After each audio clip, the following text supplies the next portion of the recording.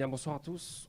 J'ouvre la séance de ce conseil municipal. Je souhaite la bienvenue à Natacha Beauchesne et Yannick Clavier qui nous rejoignent au sein de ce conseil suite à la démission de Madame Audrey Gaboriona-Frichou et de Maryse Boucher.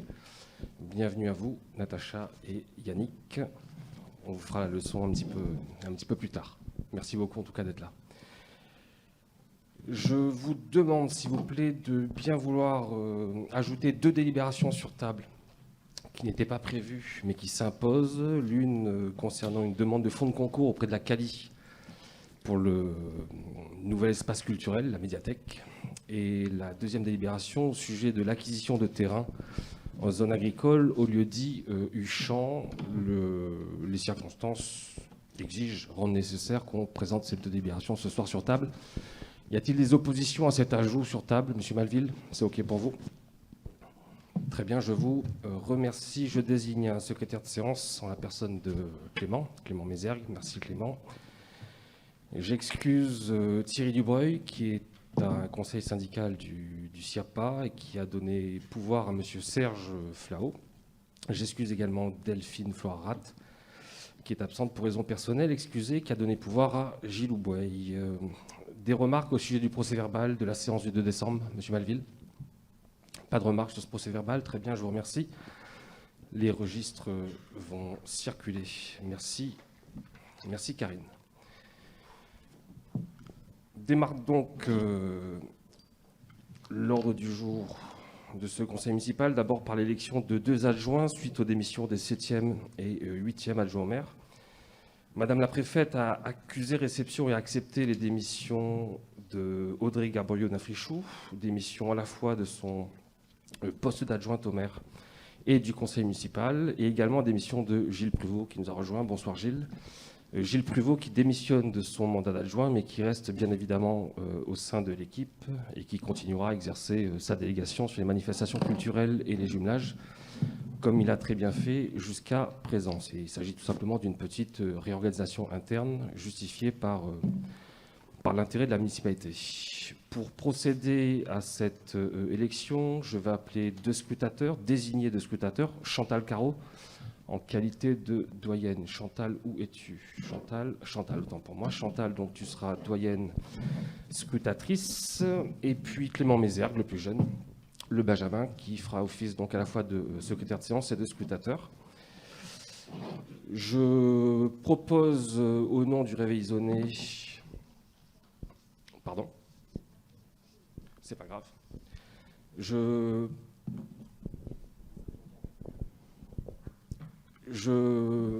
propose donc, merci Audrey Combier de cette interruption.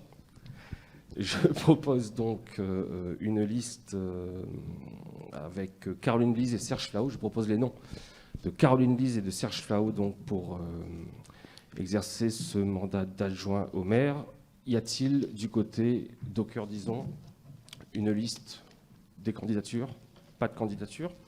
Bien, cet appel à candidature étant fait et aucune autre candidature n'étant exprimée, j'enregistre donc les candidatures de Caroline Lise et de Serge Flao et je déclare le scrutin ouvert. Je vais procéder à l'appel de chacun d'entre vous et puis vous vous rapprocherez de l'urne qui est au milieu de la salle. On va essayer de le faire aussi vite que possible.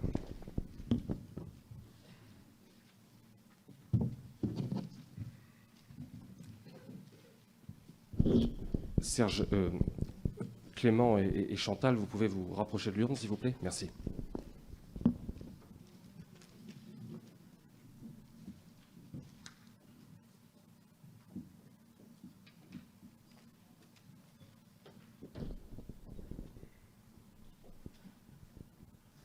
Bien, je démarre donc par moi-même, Laurent Delaunay.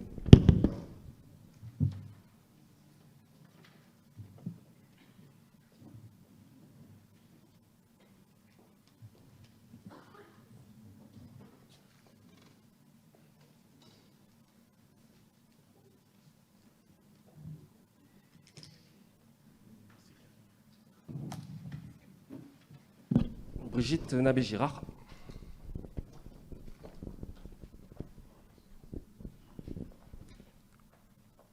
Thierry Dubreuil dans la foulée, Serge Flao, s'il vous plaît.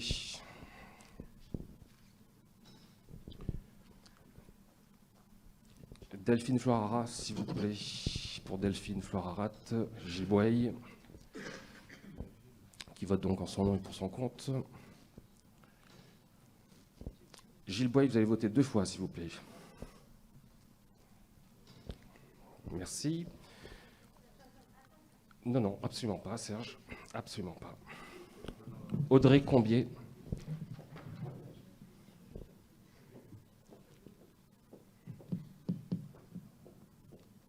Joël Massy.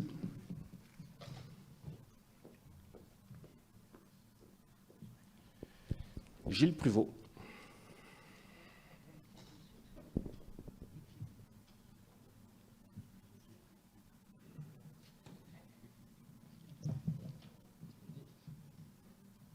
Chantal Caro.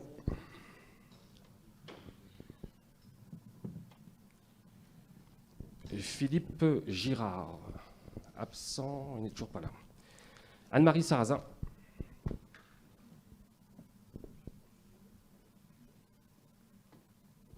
Serge Flau.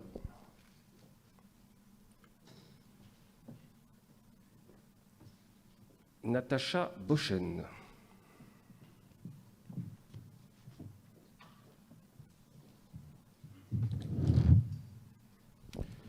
Thierry Diremer.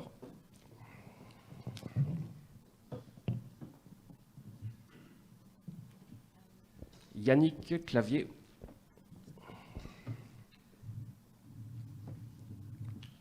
Régis Emerio.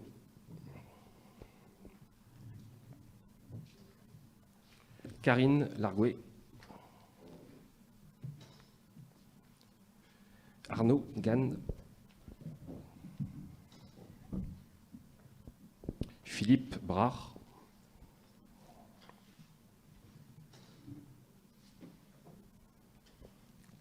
Marilyn Guiriec.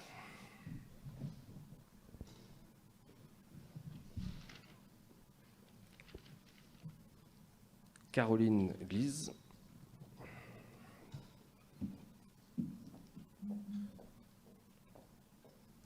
Virginie Vidoretta.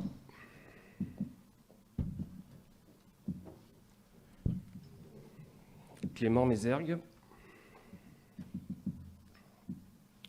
Monsieur André Vessière.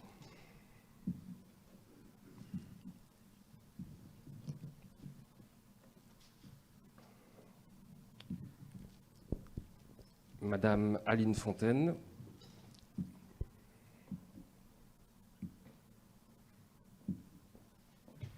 Madame Sophie Carrère.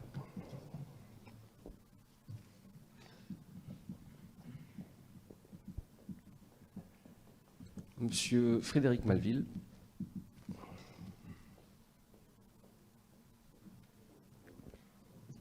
Monsieur Marc Boisseau.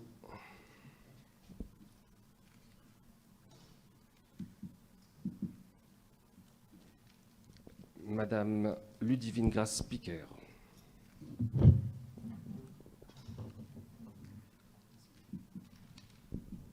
Et avec votre accord, je vais demander à Philippe Girard de bien vouloir venir voter, si personne ne s'y oppose.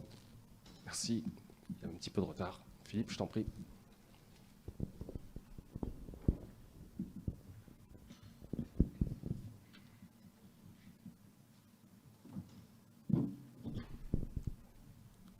Très bien, je vous remercie. Vous voulez bien procéder au dépouillement, s'il vous plaît, Chantal et Clément.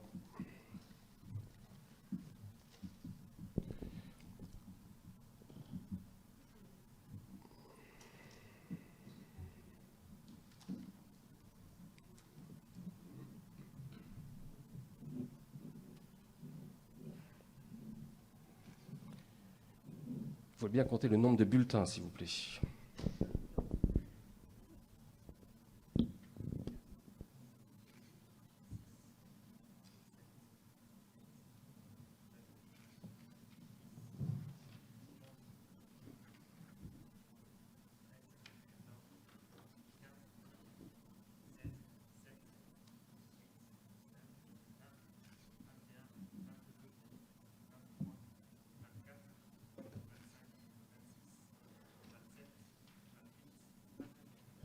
Très bien, 29 bulletins dans l'urne. Je vous en prie.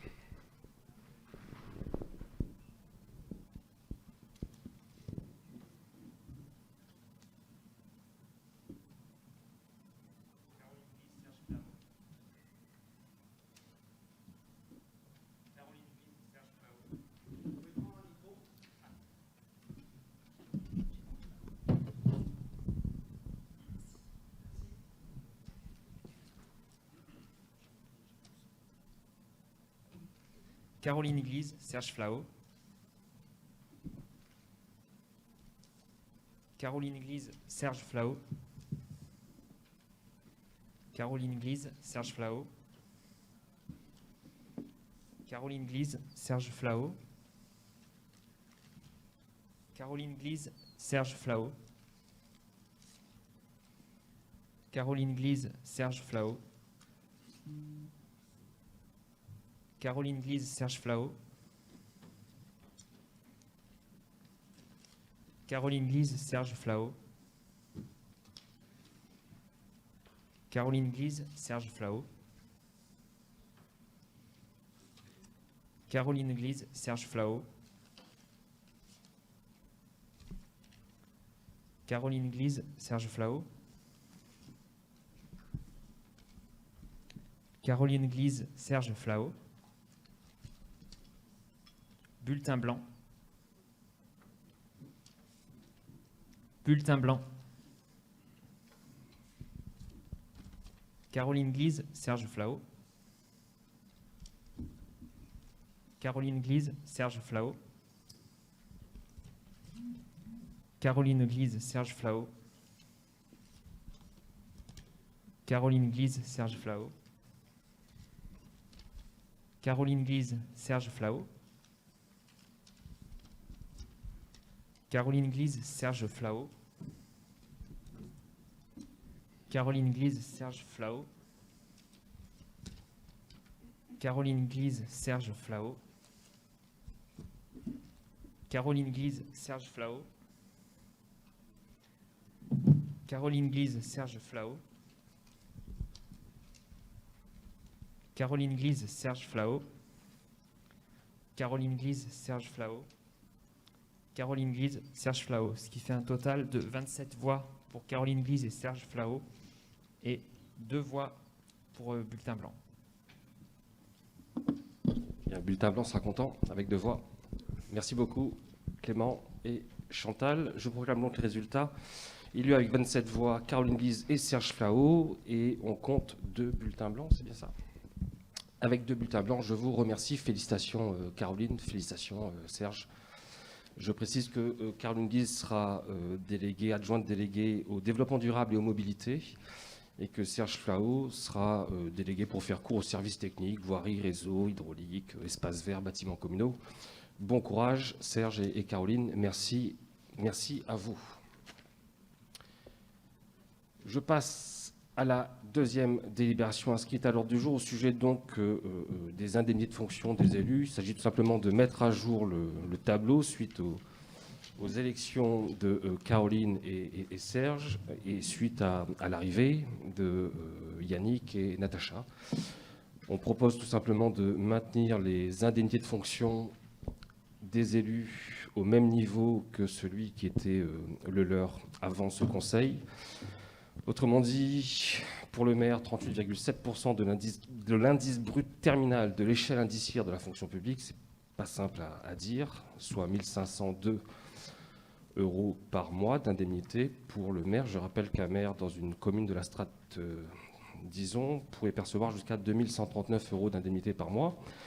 Pour les adjoints, 15,45 € de l'indice brut terminal de l'échelle indiciaire de la fonction publique, soit 600 € par mois contre 855 possibles. Et pour les conseillers municipaux délégués, autrement dit tous les autres membres de la majorité, 4,90% de l'indice brut, soit 190 € par mois contre 233 € possibles. Y a-t-il des remarques? Des voix contre ces indemnités? Des abstentions? Abstention pour M. Vessière également. Abstention donc pour au cœur disons. 6 abstentions. Je vous remercie. Je poursuis notre délibération du jour s'agissant du règlement intérieur du conseil municipal que je souhaiterais modifier, s'il vous plaît. Il s'agit principalement des commissions permanentes. Nous comptions jusqu'à présent 8 commissions permanentes. C'est un petit peu trop, je trouve. Après 18 mois de mandat, je m'aperçois que très souvent, il y a des commissions qui sont de fait réunies en même temps sur des sujets transverses. Et puis par ailleurs, j'aimerais qu'on densifie un petit peu la composition des commissions. Je propose donc qu'on passe de 8 commissions à 6 commissions. Première modification du règlement intérieur, donc sur ce point. Et puis par ailleurs, je souhaiterais également que l'on modifie la composition, le nombre de conseillers municipaux, le nombre d'élus qu'il y a dans chaque commission, qu'on passe à 12 représentants au lieu de 9, ce qui signifierait que le groupe majoritaire ferait rentrer 2 élus supplémentaires et au cœur d'Ison, nos collègues d'au cœur d'Ison feraient rentrer un élu supplémentaire dans chaque commission. C'est à peu près les seules modifications qu'il y a à procéder dans ce règlement intérieur. Y a-t-il des remarques au sujet de la modification de ce règlement intérieur? Pas de remarques. Très bien. Y a-t-il des oppositions à cette modification par voie d'amendement au règlement intérieur? Des abstentions? Très bien. Je vous remercie pour cette adoption à l'unanimité. Autre délibération à l'ordre du jour. Il s'agit maintenant de désigner logiquement les élus au sein de ces commissions municipales, commissions permanentes. Donc 6 commissions, disais-je: commission ressources, commission ville durable, commission ville éducative, commission ville culturelle, sportive, associative, commission communication et commission sécurité. Il y a donc au sein de chaque commission 9 élus qui appartiennent au Réveil Isonnais et 3 élus qui appartiennent au Cœur d'Ison. Je crois que au Cœur d'Ison, vous êtes OK. Vous avez fait part des élus qui figuraient dans ces commissions. Il n'y a pas eu de modification depuis la transmission de ces noms. C'est OK. Est-ce que vous souhaitez que je relise la composition de chaque commission, élu par élu, à titre informatif, ou est-ce que je peux me permettre de passer directement au vote la composition de ces commissions? Monsieur Malville, je vous en prie. Nous, c'est bon, mais peut-être que les gens qui regarderont le Conseil demain ont envie de le connaître. Très bien. Je vous suis donc, Monsieur Malville. Première commission, commission ressources dans les domaines des finances, de la commande publique, des affaires juridiques, des ressources humaines et du fonctionnement général de la collectivité.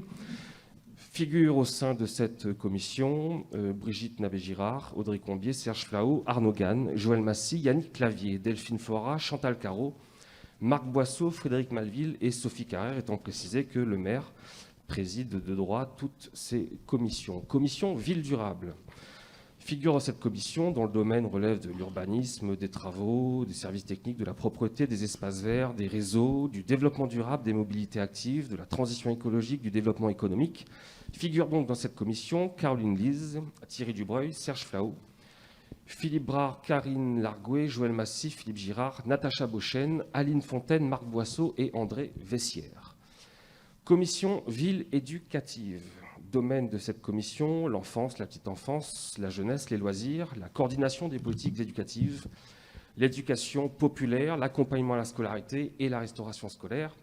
Delphine Flora, Gilles Bouey, Anne-Marie Sarrazin, Clément Mézergue, Virginie Vidoretta, Marilyn Guiriec, Philippe Brard, Caroline Lise. Et puis pour au cœur d'Ison, Aline Fontaine, Sophie Carrère et Frédéric Malville. S'agissant de la commission ville culturelle, sportive et associative, donc domaine culture, médiathèque, devoir de mémoire, patrimoine culturel historique, association, fêtes et animations, marché nocturne, activités socio-culturelles, donc Gilles Bouey évidemment, Brigitte Nabé-Girard, Karine Largouet, Audrey Combier, Virginie Vidoretta, Gilles Pruvot, Thierry Diremer, Arnaud Gane, Ludivise Grasse-Piquer, André Vessière et Sophie Carrère. Pour la commission communication, communication interne, externe, information des habitants et relations publiques, Audrey Combier, Brigitte Nabé-Girard, Gilles Bouey, Caroline Lise, Serge Flao, Joël Massy, Arnaud Gane, Natacha Beauchesne, Ludivine Grasse-Piquer, André Vessière et Marc Boisseau. Et enfin, commission sécurité, dont le domaine de compétences relève de la tranquillité, de la salubrité publique, de la sécurité routière, de la lutte contre les incivilités, de la prévention de la délinquance, sécurité civile, prévention des risques, en particulier du risque inondation et respect des normes sanitaires. Joël Massy, donc Marilyn Guiriec, Philippe Girard, Yannick Clavier, Caroline Lise, Thierry Diremer, Régis Emerio, Karine Largouet, Frédéric Malville, Ludivine Grasse-Piquer et Aline Fontaine. Voilà, cher Isonnais, pour la composition très précise de ces différentes commissions. Y a-t-il des voix contre ces désignations, des abstentions? Très bien, je vous remercie. Autre délibération à l'ordre du jour, il s'agit maintenant de désigner des membres du CCS, les membres du CCS de la commune. Maryse Boucher donc a démissionné de son mandat et par conséquent, cette démission ne lui permet plus, malheureusement, de siéger au conseil d'administration du CCS. Je propose à l'Assemblée d'augmenter à 9 au lieu de 7 le nombre d'élus figurant au sein du conseil d'administration du CCS, 6 membres appartenant au Réveil Isonné et 3 membres appartenant Au Cœur, disons. Et avec votre accord, je souhaiterais procéder à une désignation plutôt qu'un vote à bulletin secret. Est-ce que j'ai l'accord de tout le monde, Monsieur Malville? Très bien, je vous remercie. On va gagner un petit peu de temps. Je propose donc de désigner au sein du CCS de la commune pour le groupe majoritaire Brigitte Nabé-Girard, Chantal Carreau, Caroline Guise, Marilyn Guiriec, Gilles Bouey, Arnaud Gann, et pour Au Cœur d'Ison, Sophie Carrère, Ludivine Glass-Piquer et Monsieur Marc Boisseau. Je précise que le CCS devra, à l'occasion du prochain conseil d'administration, modifier son règlement intérieur pour passer donc le nombre d'élus de 7 à 9. Y a-t-il des remarques?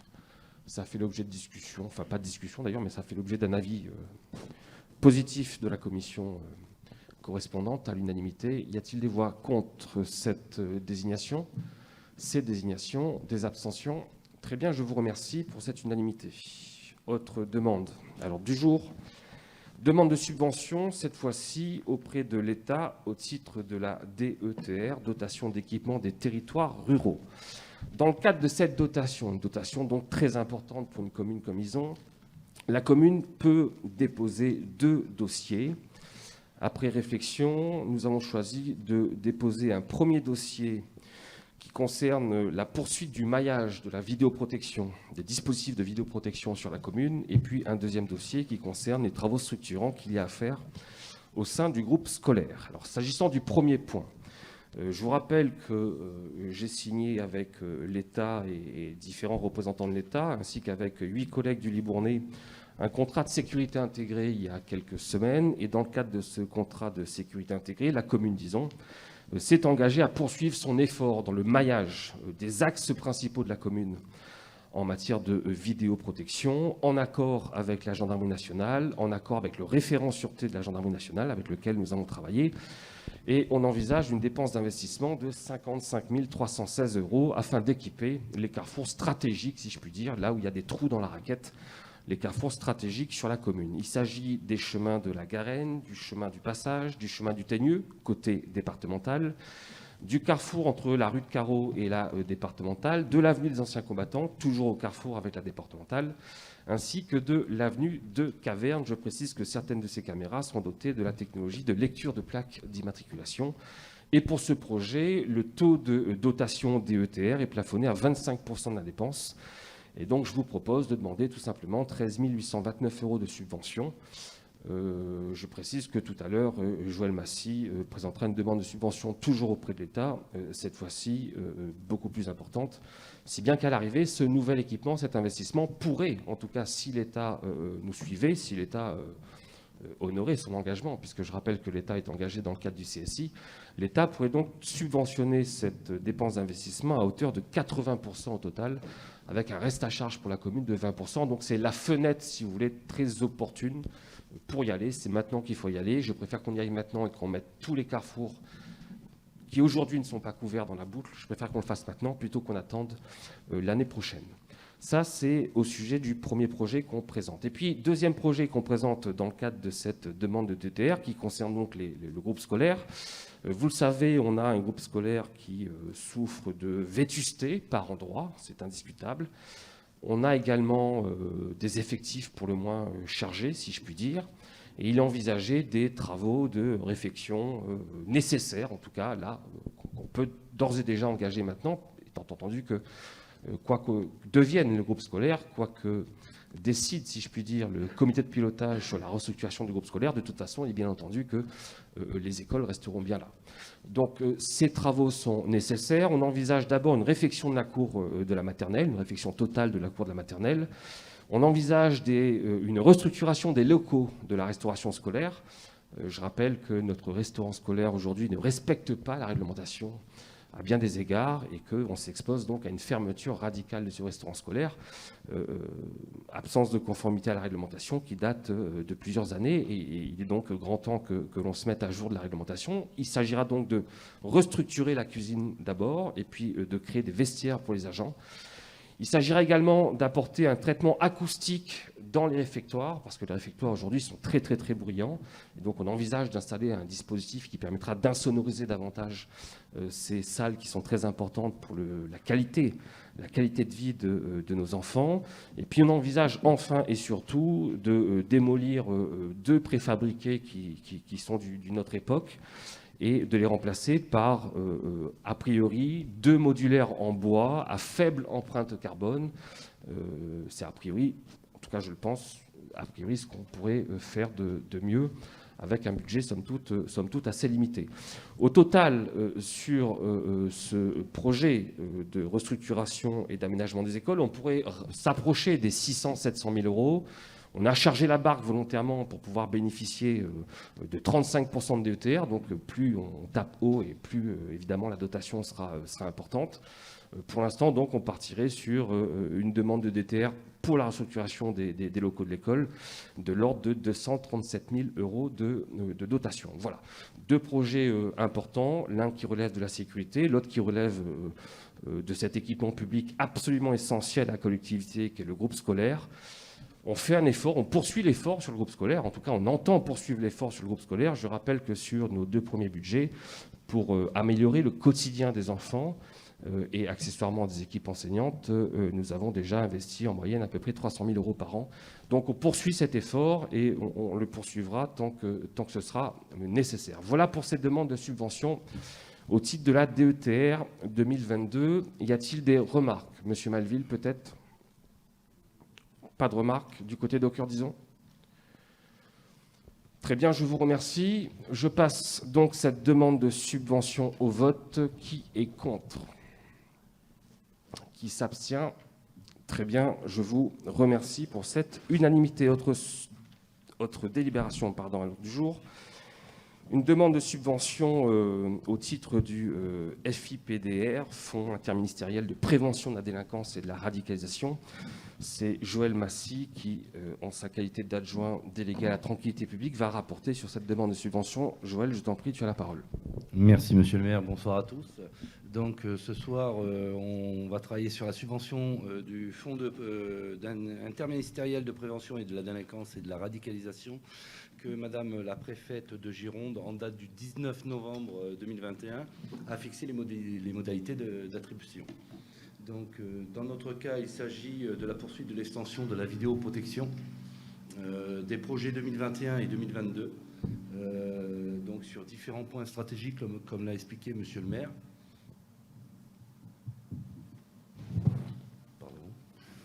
Donc, l'ensemble des 2 projets s'élève pour un global de 91 015, avec le cumul des 2 subventions, que ce soit le IFPDR ou la DETR. Nous avons une prise en charge de 80%, ce qui nous laisse en reste à charge pour la commune de 18 205 euros. Y a-t-il des remarques sur cette demande de subvention au titre du FIDPR? Poursuis-je, Donc, je t'en prie.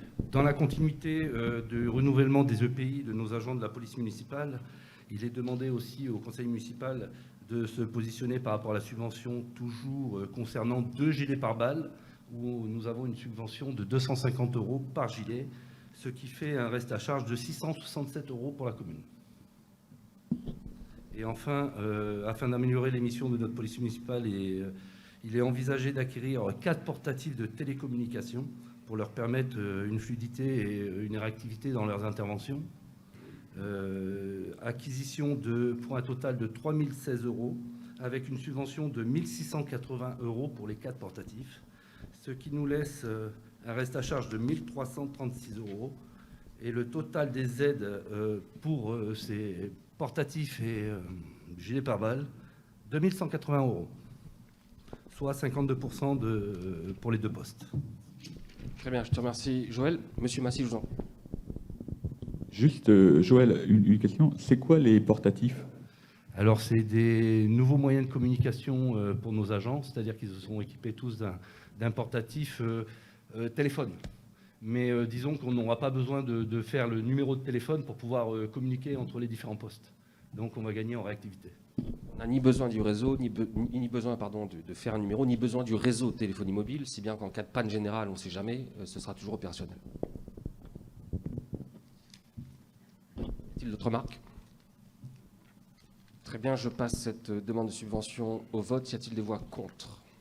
Des abstentions? Très bien, je vous remercie. Autre délibération à l'ordre du jour, une demande de subvention, cette fois-ci auprès du SDEG en matière d'éclairage public. Je laisse la parole à mon nouvel adjoint, Serge Flao. Bonsoir. Alors, une des priorités de notre mandat est d'optimiser le parc de l'éclairage public de la commune dans un but d'économie d'énergie et réduction de la pollution lumineuse.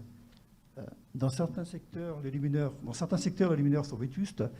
Pour avoir un parc efficient et adapté, nous avons depuis 2021 entamé un renouvellement des lampes obsolètes remplacées par une technologie LED. Ce remplacement des 110 foyers par des éclairages à LED va s'effectuer en 3 périodes, sur 2021, 2022 et 2023. Ces LED permettent d'économiser surtout 50% sur la consommation d'énergie par rapport aux lampes actuelles. Cette année, c'est donc 36 foyers supplémentaires qui vont être remplacés pour un budget de 25 000 €. Une deuxième phase va concerner une remise en état de 3 éclairages publics. Ensuite, un candélabre, qui a disparu depuis très très longtemps, sera remis en place au lieu dit des prés de Varito. Un quatrième axe, et dans l'objectif de valoriser le très beau patrimoine isolé, nous allons remplacer l'éclairage existant devenu vétuste, donc sur les 2 pavillons, en les remplaçant simplement par de nouvelles technologies et en recalculant, je dirais, un bon éclairage, fait par le SDEC bien sûr. Un dernier axe va concerner l'illumination de la ville lors de la fin d'année. Après une première phase concernant l'illumination de la place de la mairie en 2021, en 2022, ce sont 12 prises électriques qui seront installées sur les poteaux avenue Charles de Gaulle. Ces poteaux permettront surtout d'illuminer l'avenue Charles de Gaulle et on en mettra aussi 2 ou 3 au niveau du rond-point du Champ, pour qu'on ait aussi ce rond-point qui soit éclairé comme les 2 autres.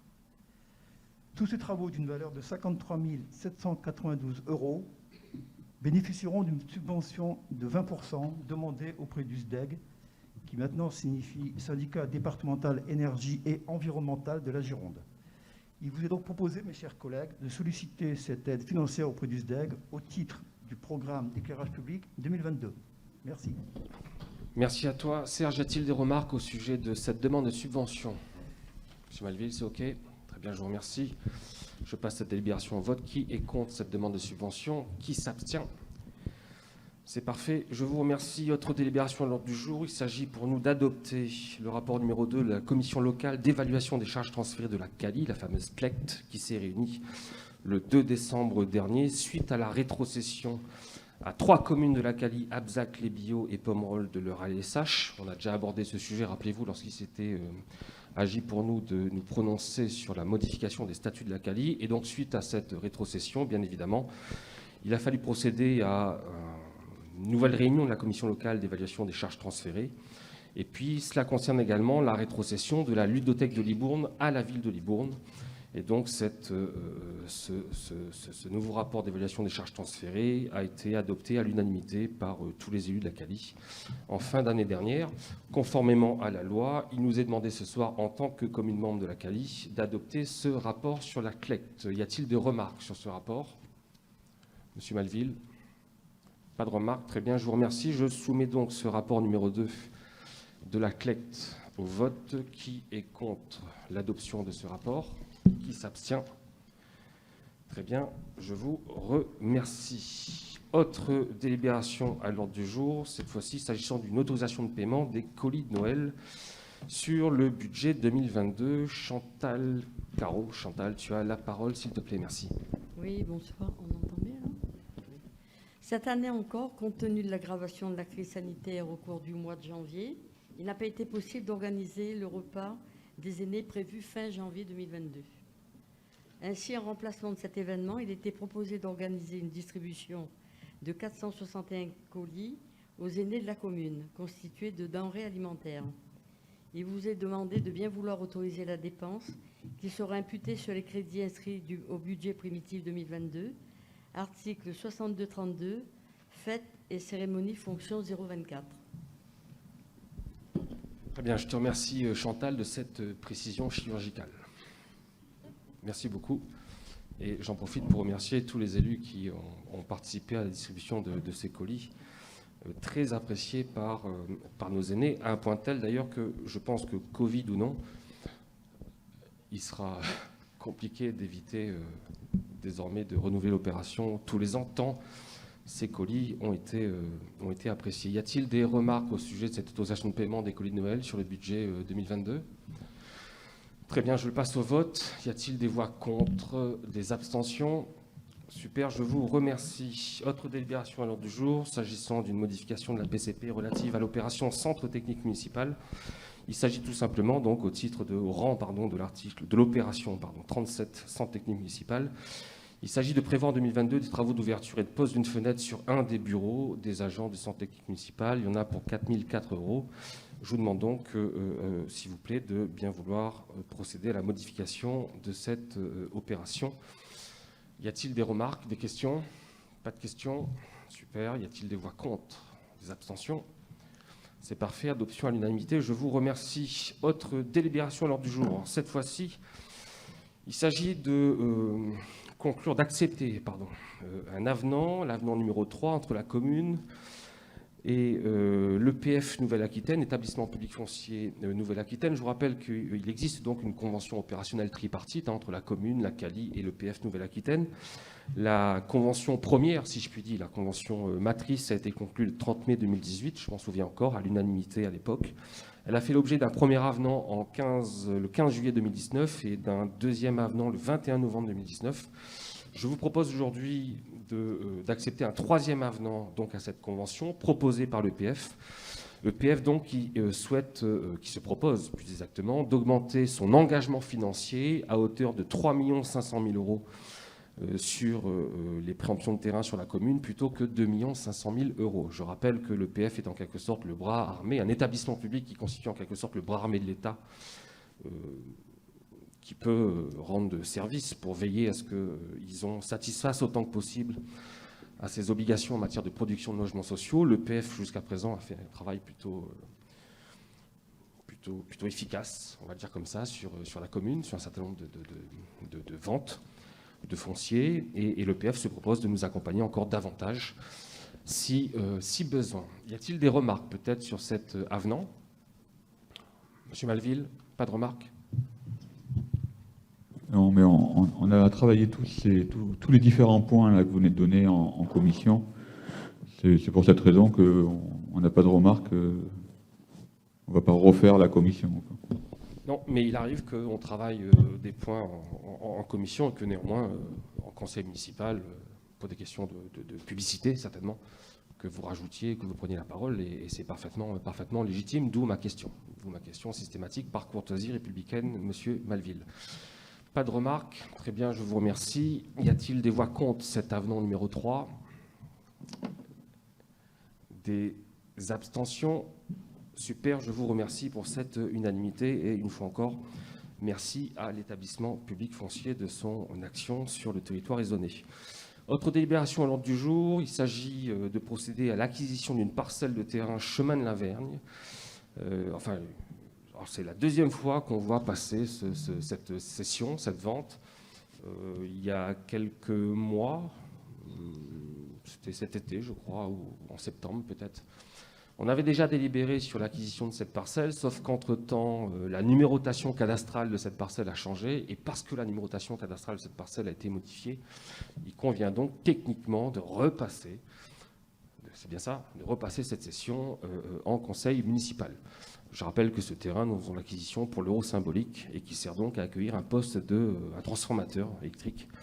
Et donc c'est une petite parcelle de 30 mètres carrés, je crois, qui est évidemment très importante. Y a-t-il des remarques ? Je suppose que non.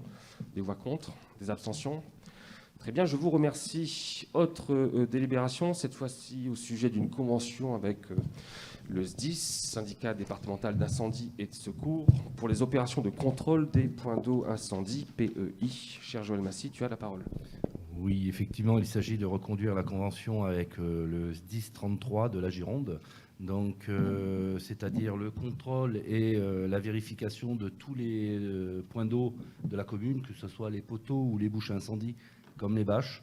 Donc on laisse la gestion au SDIS 33, les démarches administratives nécessaires pour solliciter les propriétaires des PEI, donc des points d'eau incendie privés, et recueillir les informations relatives au contrôle réalisé sur leurs hydrants, afin de mettre à jour la base de données départementale. Ce qui va permettre pour nos pompiers de connaître les hydrants qui soient disponibles ou indisponibles, afin qu'ils soient efficients dans leur travail. Donc il est demandé d'autoriser Monsieur le maire à signer la présente convention pour une durée d'1 an renouvelable 2 fois. Très bien, merci. Merci Joël. Y a-t-il des remarques? Des voix contre? Des abstentions? Très bien, je vous remercie. Autre délibération à l'ordre du jour au sujet d'une convention d'occupation des locaux à Borgès entre plusieurs associations et la commune, association Saint-Vincent-de-Paul, les écoludiques, le panier isolé. Et entre deux eaux, il y a le basket avant. Autant pour moi. Le basket avant, autant pour moi, excusez-moi. Convention d'occupation donc des locaux, cette fois-ci avec l'association Basket Ison. Cher Gilles Boy, tu as la parole. Merci, monsieur le maire. Donc, convention d'occupation des locaux avec l'association Basket d'Ison. Ça fait suite à notre volonté de conventionner avec chaque association. Après discussion avec l'association et en amont, et afin d'établir cette convention, nous souhaitons donc continuer ce partenariat avec nos associations et toujours en étroite collaboration avec eux. C'est un petit peu la même chose que le dernier conseil municipal quand nous avons conventionné avec 80% des associations. Voilà, ça n'est une de plus. Donc je vous demanderai de valider cette convention. Des remarques? Pas de remarques? Très bien, je passe au vote la conclusion de cette convention. Qui est contre? Qui s'abstient? Très bien, je vous remercie. Autre convention, donc cette fois-ci concernant Borgès. Gilles, tu as toujours la parole. Donc, concernant cette convention d'occupation des locaux du site de Borgès, un peu plus d'explications tout de même. Donc, toujours dans le souhait de conventionner avec chaque association, sur le site de Borgès qui est en pleine restructuration et avec laquelle nous souhaitons donner un nouvel essor. Tout ça pour que ça devienne un lieu d'échange social et solidaire, grâce à nos associations, bien sûr. Donc, plusieurs associations vont intégrer ce pôle-là. Alors, tout d'abord, l'association Saint-Vincent-de-Paul, représentée par M. Devier. Les locaux occupés, ce seront l'ancienne école de musique, avec 4 pièces principales. Le but de cette association laïque, c'est un accueil de solidarité, comme par exemple la collecte de matériel, les écoutes, les aides alimentaires, ainsi qu'une lutte contre les solitudes, par le biais de visites, par exemple, et un soutien aux familles. Leurs créneaux, ce seront au début toujours pour la mise en place le mercredi et le jeudi.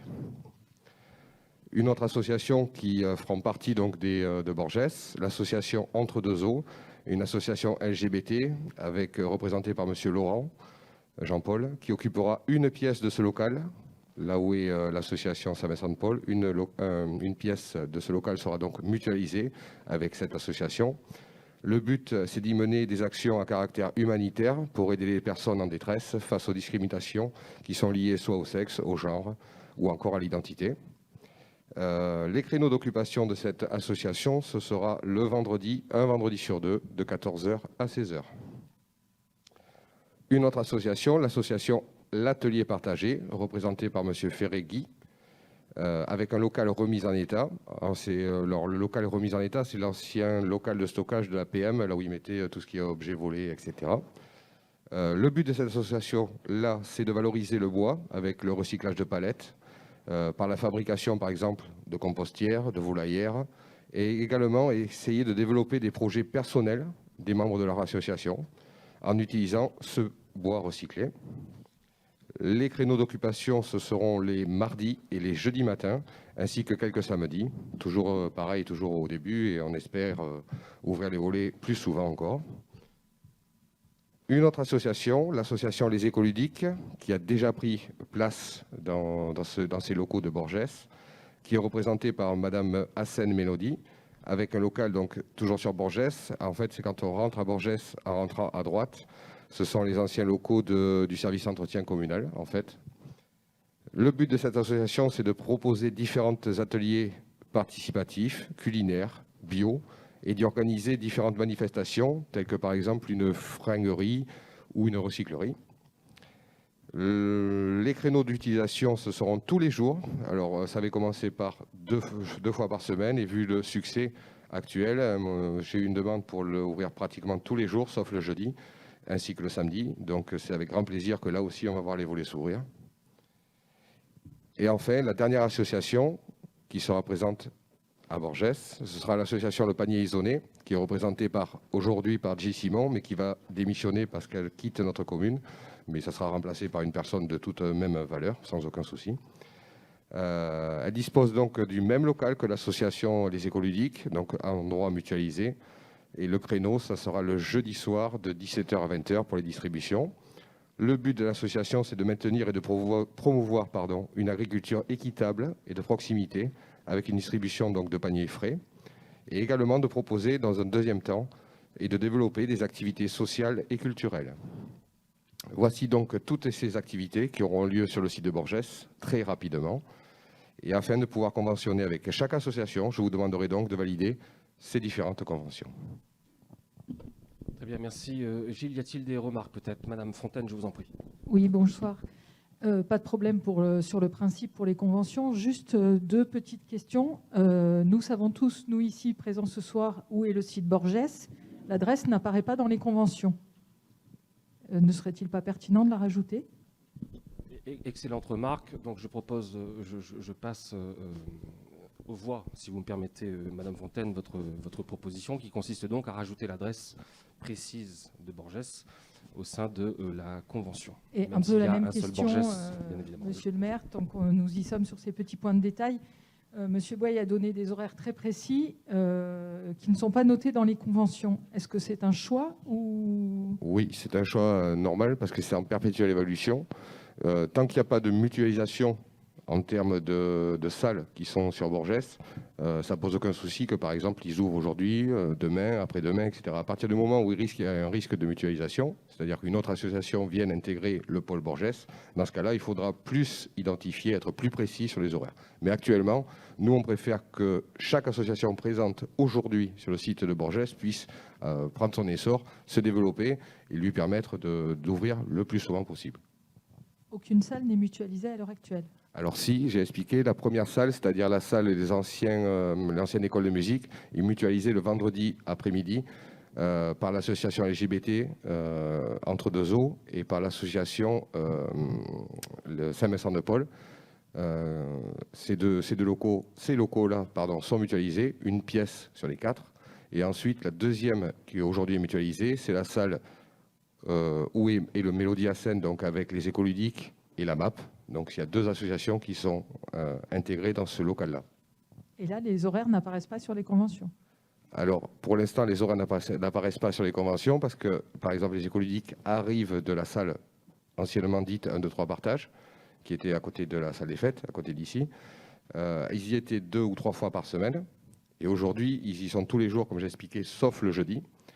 Et ensuite, donc, la MAP, elle, l'intègre le jeudi pour pouvoir faire ses distributions de colis. Donc, en fait, cette salle-là devrait, je dis bien devrait, être ouverte du lundi au samedi. Je vous remercie pour ces précisions. Avec plaisir. Je précise immédiatement 2 choses. D'abord, le futur atelier partagé, enfin le futur atelier de bricolage qui sera occupé par l'atelier partagé, l'association. Cet atelier aura, en tout cas, je le souhaite, vocation à être utilisé par plusieurs associations si elles en ont le besoin, en particulier par les écologiques, autour du recyclage. Il y a des choses à faire dans un atelier de bricolage, bien évidemment. Donc je souhaite en tout cas que cet atelier soit mutualisé. Et l'atelier partagé, on est parfaitement d'accord. Et puis deuxième info, le 19 mars, le samedi 19 mars, donc à Borgès, les écologiques organisent une manifestation à laquelle ils convient tous les Isonnais, une fringuerie et un troc aux graines et plantes, je crois, c'est ça. Et puis, on souhaiterait que l'atelier partagé également soit présent pour qu'ils puissent, en quelque sorte, inaugurer leur atelier partagé. Et il y aura très probablement un chantier participatif autour de la construction du jardin partagé. avec donc la collaboration de la coopérative Salutaire que je salue. Et puis il y aura, je l'espère également, l'association Tous aux Abris qui devrait être présente. L'association Tous aux Abris, c'est une association qui a vocation à expliquer aux habitants, aux enfants en particulier, comment est-ce qu'on fabrique des nichoirs à chauves-souris, des nichoirs à hirondelles, à mésanges ou que sais-je. Et c'est une association avec qui nous allons nouer un partenariat en 2022 pour donc, dès ce printemps, commencer à installer des nichoirs un peu partout sur la commune. Donc j'espère bien que Tous aux Abris pourraient être là. Donc j'invite les Isonnais le samedi 19 mars sur le site de Borgès pour venir découvrir les potentialités, je dis bien les potentialités de ce site. Il restera encore beaucoup de choses à faire sur Borgès, mais j'espère bien qu'enfin, ce printemps, le contexte, et le contexte sanitaire en particulier, va permettre à ce site de décoller dans de bonnes conditions. Je soumets donc au vote ces conventions d'occupation des locaux à Borgès. Monsieur Malville, je vous en prie. Juste une question, c'est l'atelier protégé ou partagé? Non, partagé, la coquille dans la délib a été corrigée, monsieur Malville. L'atelier, par ailleurs, est protégé par nos cœurs, mais l'association s'appelle l'atelier partagé. L'atelier partagé, la coquille a été repérée et corrigée. Merci, monsieur Malville, de votre attention. Je passe donc ces conventions au vote. Y a-t-il des voix contre? Des abstentions? Très bien, je vous remercie pour cette unanimité. Je vous remercie surtout pour ces associations.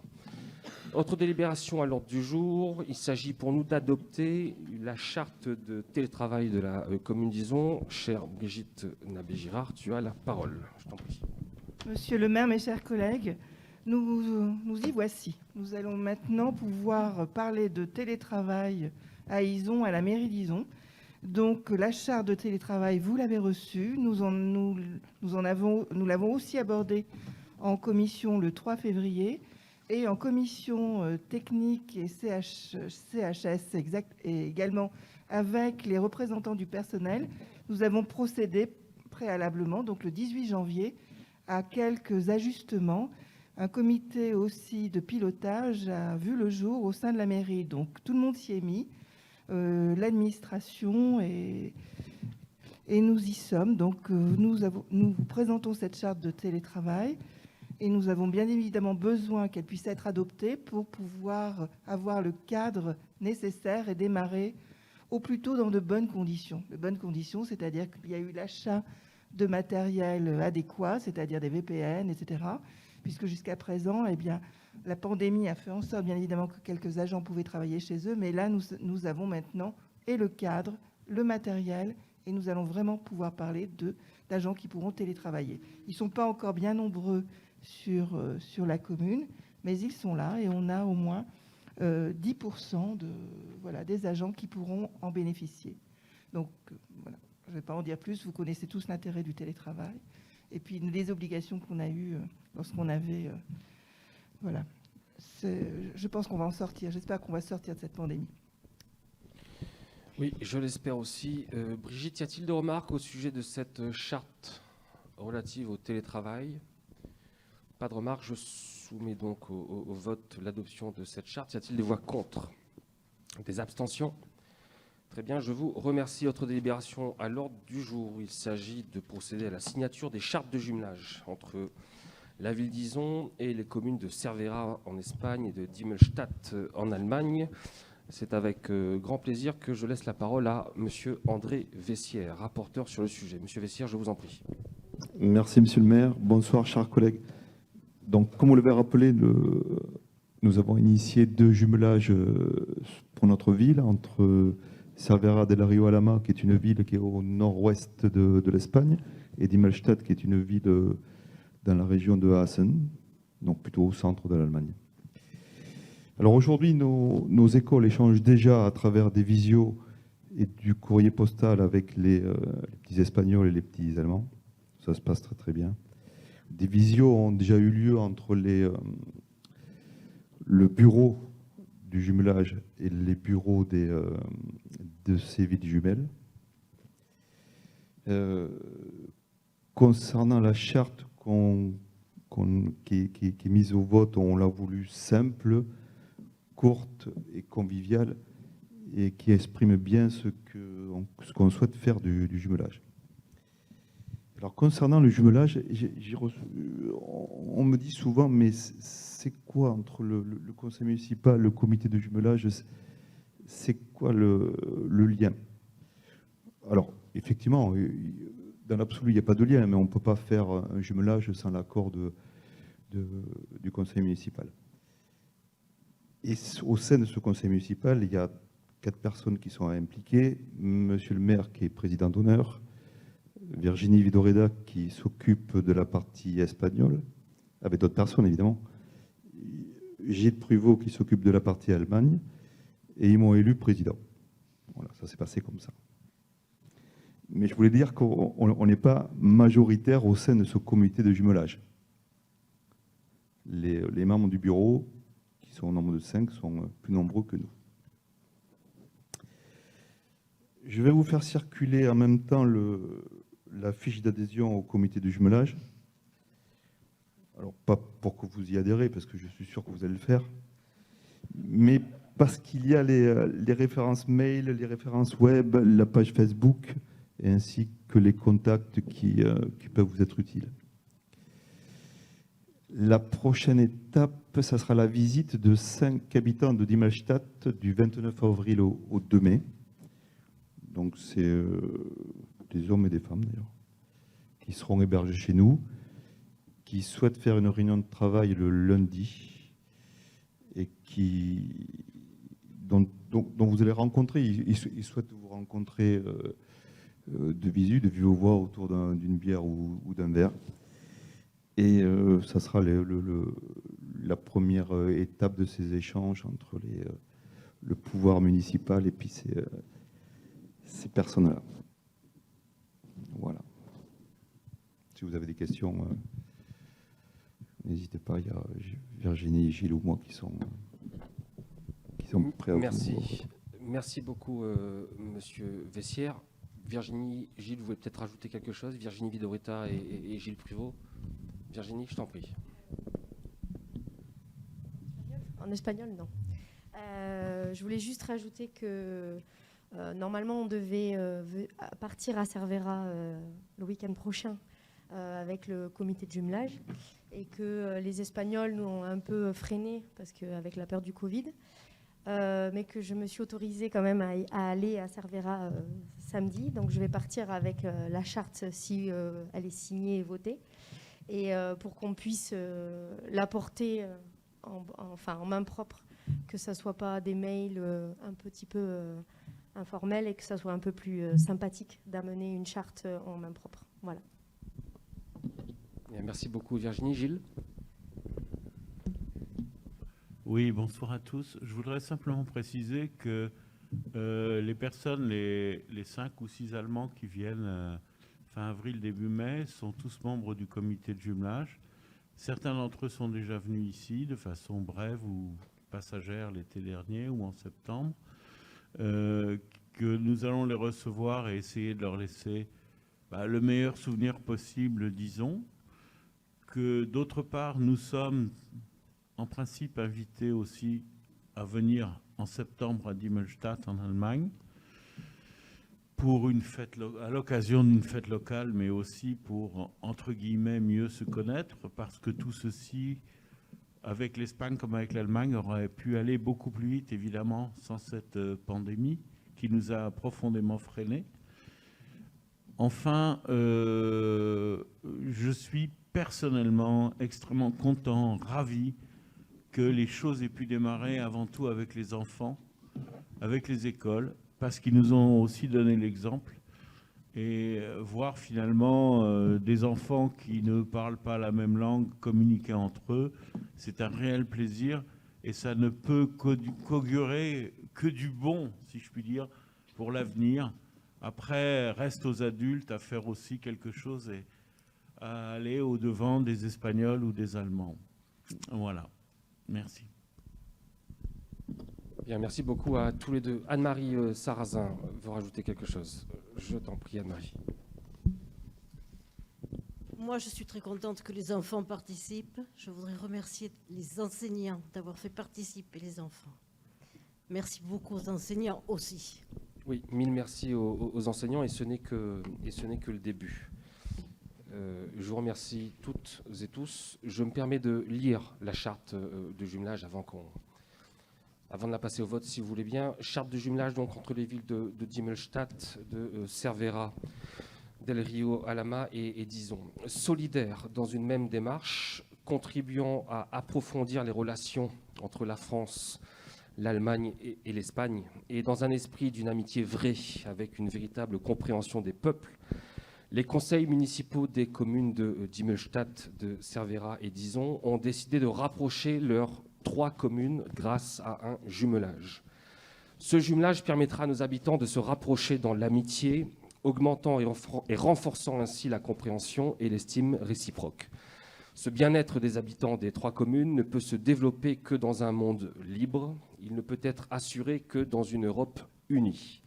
Nous nous engageons à promouvoir les relations humaines, culturelles, sportives et économiques entre les 3 communes, en organisant des rencontres amicales entre leurs habitants de tous âges, dans un esprit de compréhension mutuelle, que la promesse faite par cette charte, en croyant fermement à un avenir meilleur, soit durable et qu'elle constitue une pierre dans la construction d'une Europe unie et fraternelle. Voilà, chers collègues.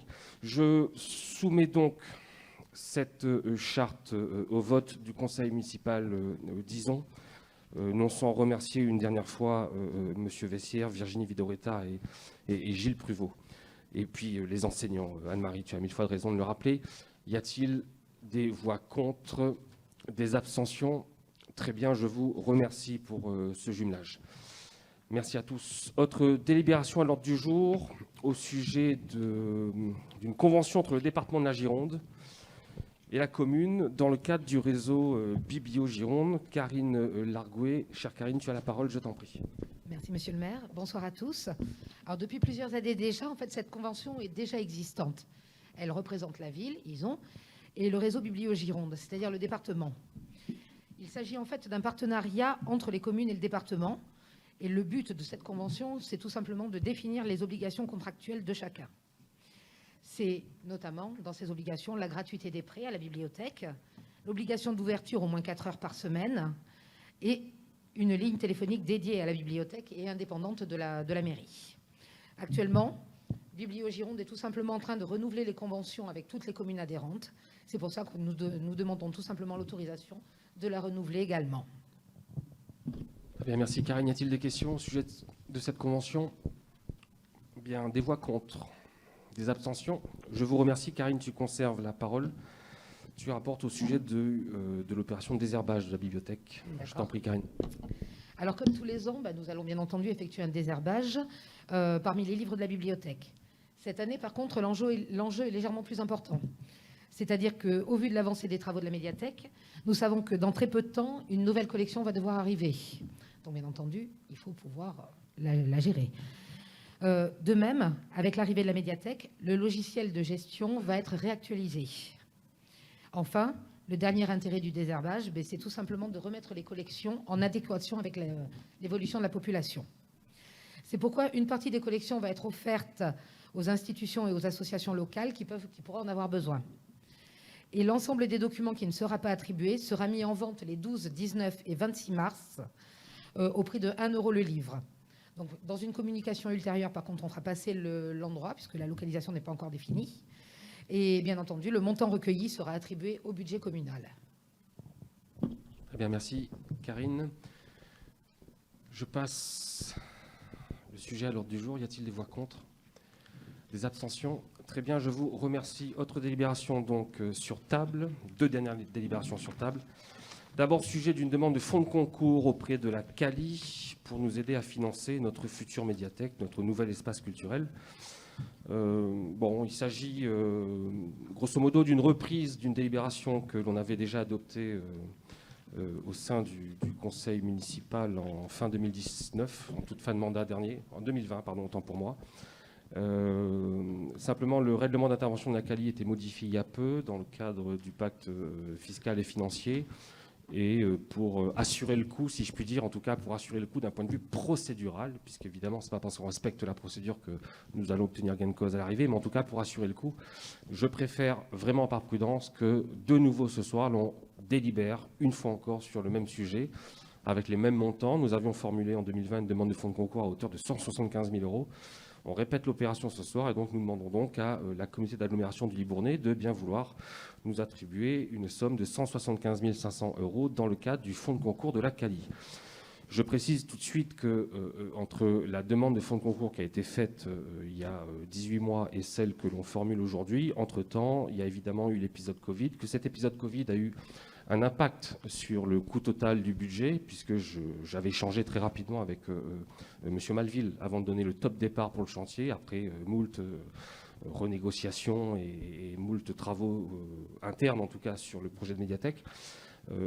À l'arrivée, on se retrouve avec une augmentation estimée et prévisionnelle de 17%. À l'arrivée, ce sera davantage, puisque je rappelle que dans tout ce qui a été prévu jusqu'à présent, on se focalisait exclusivement sur le bâtiment médiathèque en soi, mais que n'étaient pas inclus les coûts de la périphérie, des espaces extérieurs de la médiathèque, notamment le volet VRD, qui est considérable. Ceci dit, je préfère, à titre, pour ne pas être trop gourmand, maintenir une demande de subvention, de fonds de concours, autant pour moi, à hauteur de 175 000 €. Évidemment, je le répète, nous n'avons aucune garantie de la part de la CALI. Il va falloir batailler. C'est loin d'être acquis pour tout un tas de raisons, en raison principalement du contexte budgétaire, bien évidemment, mais d'autres considérations qui peuvent entrer en ligne de compte. C'est loin d'être acquis. En tout cas, on va défendre le morceau. Je le dis tout de suite, nous allons solliciter la CALI, pas seulement dans le cadre de notre projet de médiathèque. Nous allons solliciter la CALI également sur d'autres projets structurants, disons. Et donc, je maintiens qu'il ne faut pas être trop gourmand sur le sujet médiathèque. J'espère bien qu'on obtiendra ce fonds de concours. On fera tout pour l'obtenir. Et j'espère bien également qu'on obtiendra un soutien de la CALI, notamment pour sécuriser l'entrée de la zone d'Anglumeau, qui pose tout un tas de questions, qui suscite l'exaspération d'une partie des citoyens, à juste titre, d'une partie des riverains qui n'en peuvent plus du trafic de poids lourds et des désordres causés par les poids lourds. Et donc j'espère bien parvenir à convaincre mes collègues de la CALI et tout particulièrement Philippe Buisson, d'accompagner, modestement peut-être, mais en tout cas d'accompagner la commune d'Ison dans ce gros effort que nous allons faire, comme promis aux riverains concernés dès l'année 2022. Voilà. Y a-t-il des questions peut-être sur ce fonds de concours CALI? Monsieur Malville? C'est OK. Madame Carrère? Monsieur Vessière? Pas de questions? Madame Fontaine? Bien, je soumets donc cette demande de fonds de concours au vote. Y a-t-il des voix contre? Des abstentions? Très bien, je vous remercie. Autre délibération sur table, la dernière. S'agissant de l'acquisition de terrain à Uchamp, sur les hauts du champ, si je puis dire, de terrains classés en zone agricole, la négociation date d'aujourd'hui. Alors, elle est entamée il y a quelques semaines avec le propriétaire et j'ai son accord de principe. Nous avons obtenu son accord de principe uniquement en fin d'après-midi, d'où l'inscription rapidement sur table de ce sujet. Il s'agit d'un terrain donc en haut du champ, d'une superficie de 16 383 m², donc 1,5 hectare, 1,6 hectare, pour une acquisition pour un montant de 7 208 €, ce qui représente 44 centimes d'euros par mètre carré. Je précise que les domaines estiment que ce type de terrain agricole a une valeur de 40 centimes d'euros par mètre carré, avec une marge d'appréciation de 10%. Et bien évidemment, le propriétaire a fait jouer la marge de négociation de 10%, ce qui nous conduit à 0,44 € par mètre carré. Je le dis tout de suite, ce terrain, mon intention, et j'essaierai de vous convaincre à l'occasion du prochain conseil municipal lorsqu'il s'agira de conclure la convention d'occupation de ce terrain, le bail, mon intention est de conclure un bail avec les Jardins d'Ison, Jérôme Danseau. Rappelez-vous, on avait déjà été sollicité par lui, on avait déjà traité de cette affaire, de cette problématique qu'il rencontre, en tout cas à l'occasion du dernier conseil municipal.